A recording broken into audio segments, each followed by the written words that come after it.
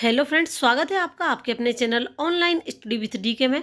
आज हम आपके लिए लेकर आए हैं यूपी टेट एग्जाम 2026 के लिए संस्कृत के वहाँ प्रश्न जो कि कवि और उनकी रचनाओं से संबंधित है और यहाँ आने वाले एग्जाम की दृष्टि से बहुत ही महत्वपूर्ण है। तो वीडियो को पूरा देखना है, स्किप नहीं करना है और आपको अंत तक बने रहना है। तो चलिए देखते हैं आज का हमारा पहला प्रश्न।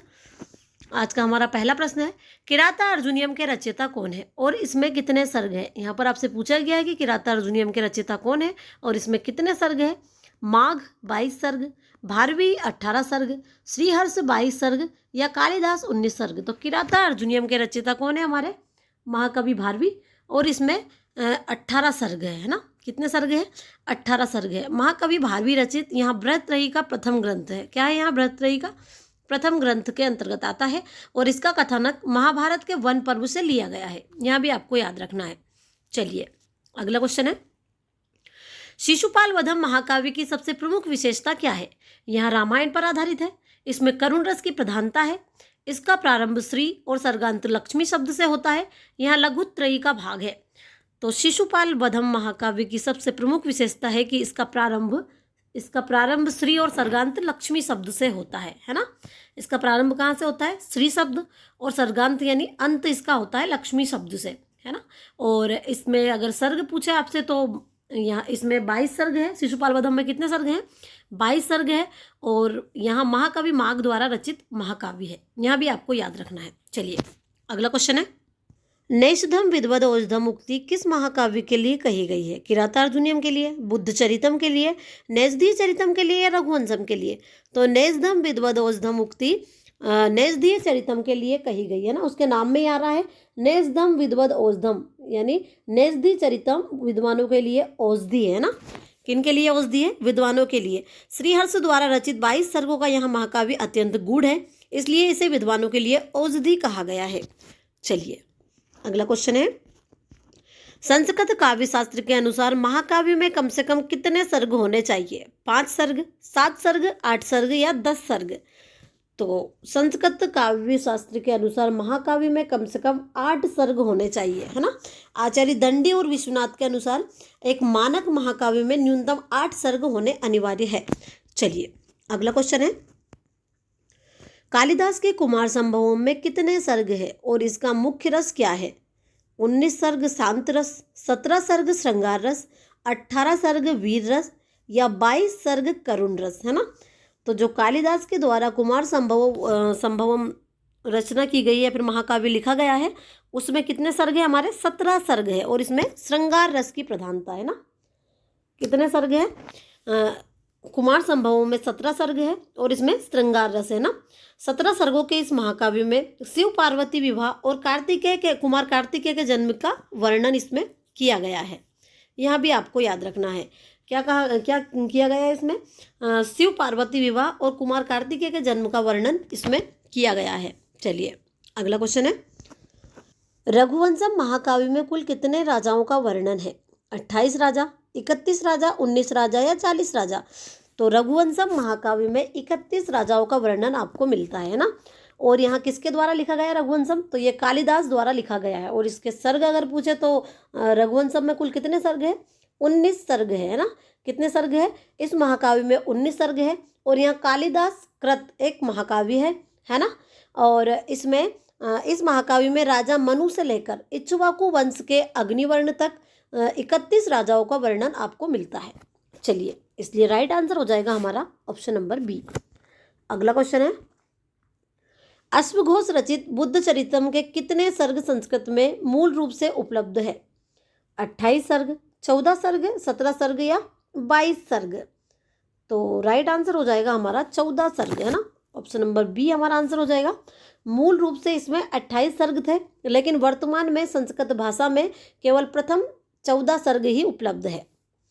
इसलिए अश्वघोष रचित बुद्ध चरितम में कितने सर्ग को स्वीकृति दी गई है? 14 सर्गों को, है ना।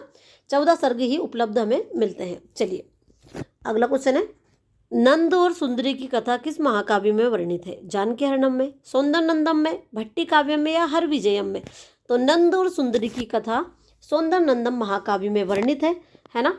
और यहाँ अश्वघोष द्वारा रचित 18 सर्गों का महाकाव्य है जिसमें बुद्ध के भाई नंद की कथा है। यहाँ भी आपको याद रखना है। चलिए अगला क्वेश्चन है, हितम मनोहारीचा दुर्लभम वचा यहाँ सुक्ति किस ग्रंथ से ली गई है?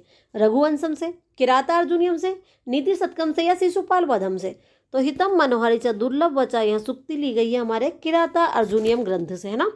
इसमें किराता अर्जुनियम के प्रथम सर्ग में गुप्तचर वनेचर युधिष्ठिर से कहता है कि आप मेरे प्रिय और अप्रिय दोनों वचनों को क्षमा करें, है ना, क्योंकि हितकारी और प्रिय लगने वाले वचन ही दुर्लभ होते हैं। चलिए अगला क्वेश्चन है, दीपशिखा की उपाधि किस महाकवि को प्राप्त है? माघ को, श्रीहर्ष को, कालिदास को या भारवी को? तो दीपशिखा की उपाधि प्राप्त है हमारे कालिदास जी को। किनको? कालिदास जी को दीपशिखा की उपाधि प्राप्त है। रघुवंशम महाकाव्य में इंदुमती स्वयंवर के दौरान एक श्रेष्ठ उपमा देने के कारण इनको यहाँ उपाधि मिली थी, है ना। कालिदास को यहाँ उपाधि कब मिली थी? तो रघुवंशम महाकाव्य जो इन्होंने लिखा था उसमें इंदुमती स्वयंवर के दौरान एक श्रेष्ठ उपमा इन्होंने दी थी, उसके कारण कालिदास को दीपशिखा कालिदास कहा गया। चलिए अगला क्वेश्चन है, भास के 13 नाटकों में से कौन सा रामायण पर आधारित नहीं है? प्रतिमा नाटक, अभिषेक नाटक, बालचरितम या इनमें से कोई नहीं? तो राइट आंसर हो जाएगा हमारा बालचरितम, है ना। बालचरितम 5 अंक का एक नाटक है जो कृष्ण की बाल लीलाओं पर आधारित है, जबकि प्रतिमा नाटक और अभिषेक नाटक रामायण पर आधारित है। चलिए अगला क्वेश्चन है, उदयन और वासवदत्ता की कथा भास के किस नाटक में है? प्रतिज्ञा योगंधरायण में, स्वप्न वासवदत्तम में, अभिमानक में या दरिद्र चारुदत्त में? तो उदयन और वासवदत्ता की जो कथा है वहाँ वर्णित है हमारे स्वप्न वासवदत्तम में। ऑप्शन नंबर बी हमारा आंसर हो जाएगा। और 6 अंकों का यह नाटक भास की सर्वश्रेष्ठ रचना माना जाता है, यहाँ भी आपको याद रखना है। चलिए अगला क्वेश्चन है, अभिज्ञान शाकुंतलम के विदूषक का क्या नाम है? मैत्रेय, माणवक, माधव या वसंतक? तो अभिज्ञान शाकुंतलम के विदूषक का नाम है माधव्य। क्या नाम है? माधव्य, है ना। और अभिज्ञान शाकुंतलम कालिदास के द्वारा लिखा गया एक प्रसिद्ध नाटक है जिसमें माधव्य राजा दुष्यंत का मित्र और विदूषक है, यहाँ भी आपको याद रखना है। चलिए अगला क्वेश्चन है, कालिदास का कौन सा नाटक त्रोटक श्रेणी का है? मालविका अग्निमित्रम, विक्रमो उर्वशीयम, अभिज्ञान शाकुंतलम या मुद्रा राक्षस? तो कालिदास का जो नाटक त्रोटक श्रेणी में आता है वहाँ हो जाएगा हमारा विक्रमो उर्वशीयम, है ना। 5 अंकों का यहाँ रूपक या त्रोटक इसे बोल सकते हैं यह नाटक, जिसमें पुरुरवा और उर्वशी के प्रेम कथा पर आधारित है ना। इसमें ये जो नाटक है जो त्रोटक श्रेणी में आता है, यहाँ पुरुरवा और उर्वशी की प्रेम कथा पर आधारित एक नाटक है जो त्रोटक श्रेणी में आता है और यहाँ 5 अंकों का एक नाटक है, यहाँ भी आपको याद रखना है। चलिए अगला क्वेश्चन है, अर्थो ही कन्या परकीव एवं सुक्ति किस ग्रंथ से है? मेघदूतम से, रघुवंशम से, अभिज्ञान शाकुंतलम से या ऋतुसंहारम से? तो अर्थो ही कन्या परकीव एवं सुक्ति हो जाएगी हमारी अभिज्ञान शाकुंतलम से, ना। इसमें क्या है, जो चतुर्थ अंक होता है इसमें शकुंतला की विदाई होती है और विदाई के समय महर्षि कर्ण यहाँ पर मर्म स्पर्शी बात करते हैं, ना। कैसी बात करते हैं? मर्म स्पर्शी बात करते हैं। चलिए अगला क्वेश्चन है, भास का एकांकी 1 अंक का नाटक व्यायोग कौन सा है? मध्यम व्यायोग, पंचरात्र, प्रतिमा नाटकम या बालचरितम? तो भास का वह नाटक हो जाएगा मध्यम व्यायोग, है ना। ऑप्शन नंबर ए हमारा आंसर हो जाएगा। यहाँ 1 अंक का नाटक है जिसमें भीम और घटोत्कच की कथा है। किसकी कथा है? मध्यम व्यायोग में भीम और घटोत्कच की कथा है ना। और यहाँ कितने अंक का नाटक है? तो 1 अंक का नाटक है ना। चलिए अगला क्वेश्चन है, मालविका अग्निमित्रम का नायक अग्निमित्र किस राजवंश का था? मौर्य वंश का, शुंग वंश का, गुप्त वंश का या कुषाण वंश का? तो मालविका अग्निमित्रम का जो नायक है अग्निमित्र वहाँ शुंग वंश का था। किस वंश का था? शुंग वंश का था। और यहाँ पुष्यमित्र शुंग का पुत्र था। चलिए अगला क्वेश्चन है, भवभूति के किस नाटक में विदूषक का अभाव है और वहाँ करुण रस प्रधान है? मालती माधवम, महावीर चरितम, उत्तर रामचरितम या मुद्रा राक्षस? तो भवभूति का वह नाटक है हमारा उत्तर रामचरितम, है ना। उत्तर रामचरित में क्या है? रामचरितम में क्या है? विदूषक का इसमें अभाव है और यहाँ करुण रस प्रधान नाटक है ना।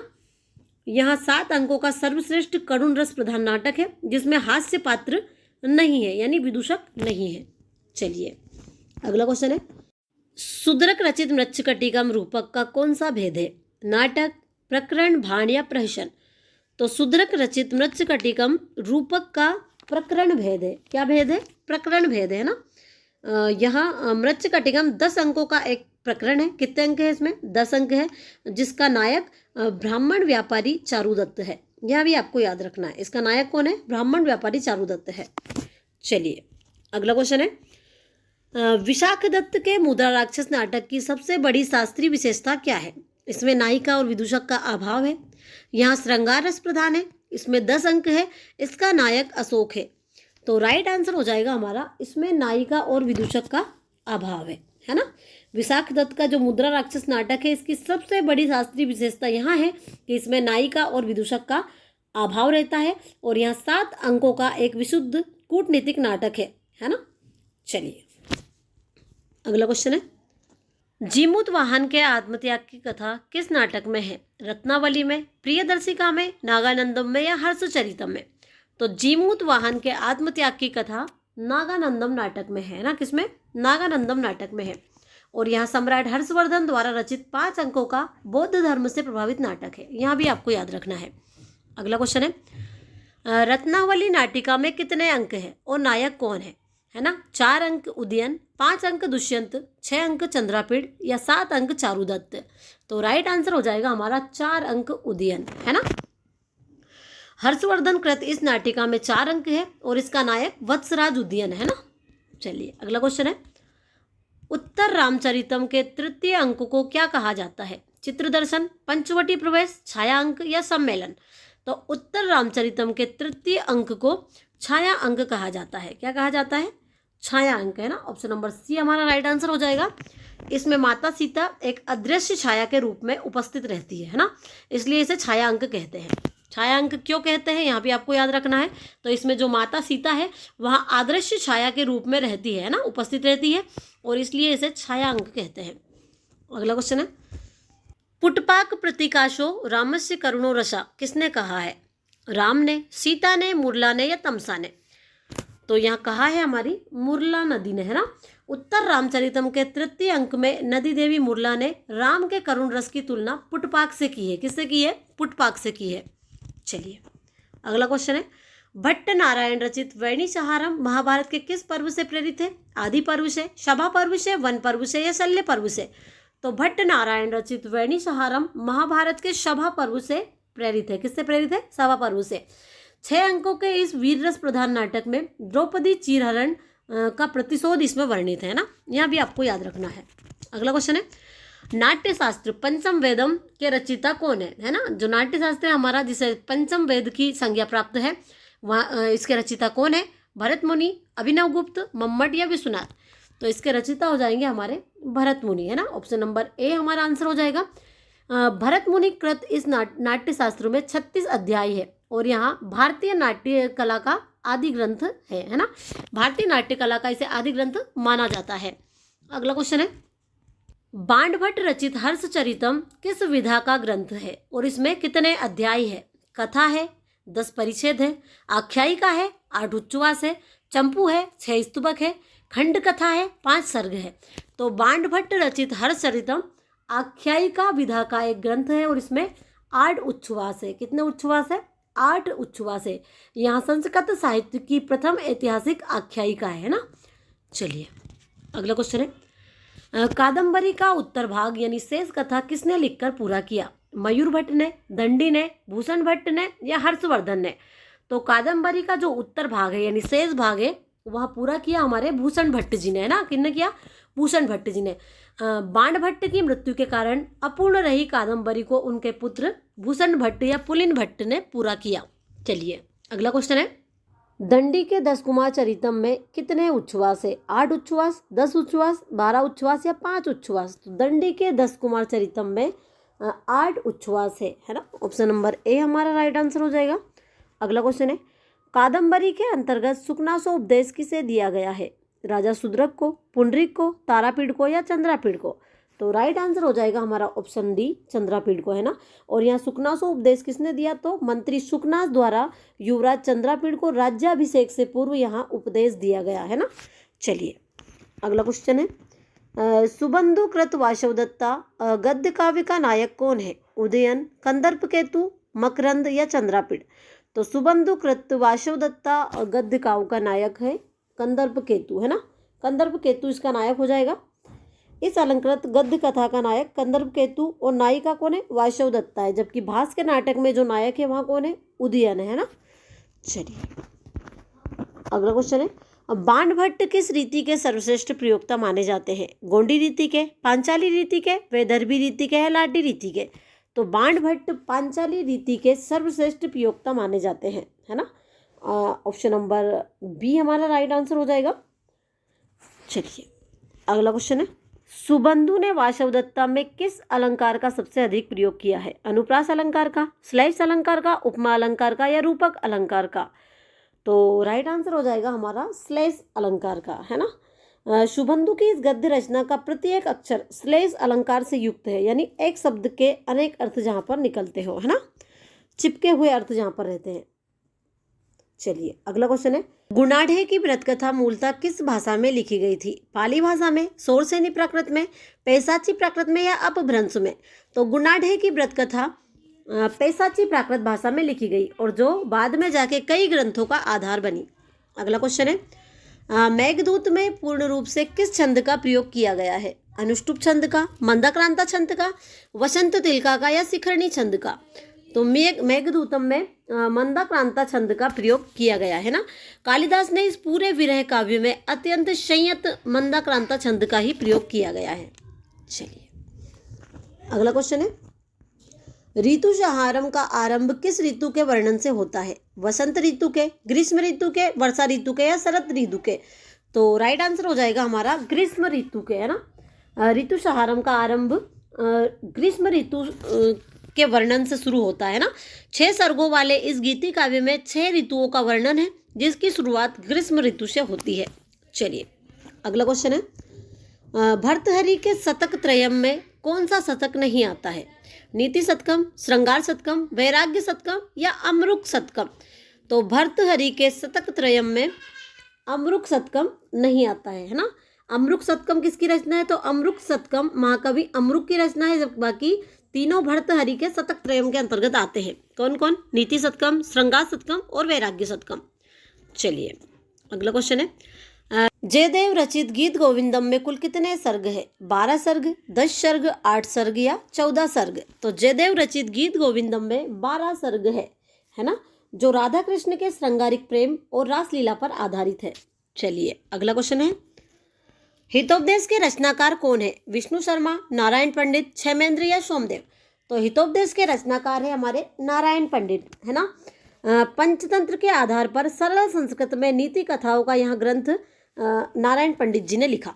चलिए अगला क्वेश्चन है, मूर्ख राजकुमारों को राजनीति सिखाने के लिए पंचतंत्र किसने लिखा? हितोपदेश, विष्णु शर्मा, सुख सप्तति या चाणक्य?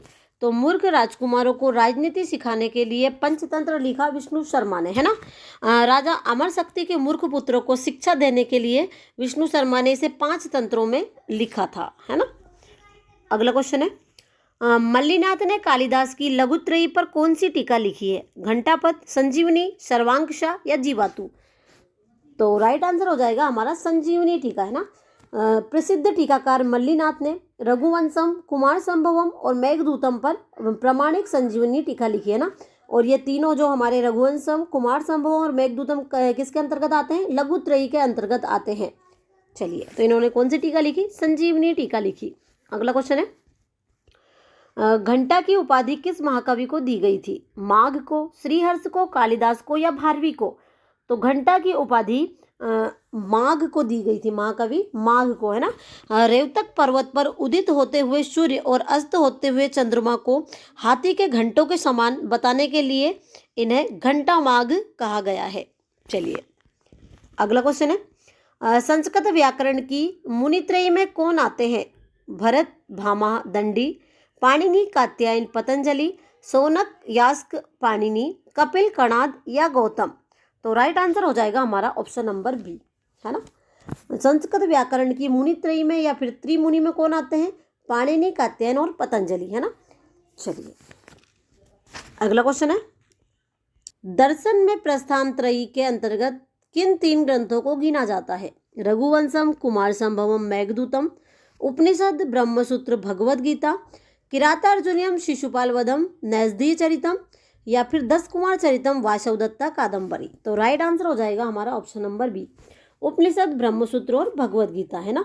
वेदांत दर्शन के इन 3 मुख्य आधार स्तंभों को प्रस्थानत्रयी कहा जाता है या फिर प्रस्तांतरी ग्रंथ के अंतर्गत गिना जाता है। अगला क्वेश्चन है, अर्थगौरव के लिए कौन से कवि प्रसिद्ध है? कालिदास, दंडी, भारवी या माघ? तो भारवे अर्थगौरवम के अनुसार महाकवि भारवी अपने अर्थगौरव के लिए पूरे संस्कृत जगत में विख्यात है, इसलिए राइट आंसर हो जाएगा हमारा ऑप्शन नंबर सी, है ना, भारवे अर्थगौरवम। चलिए अगला क्वेश्चन है, मम्मट ने काव्य प्रकाश में काव्य के कितने प्रयोजन या फिर उद्देश्य बताए हैं?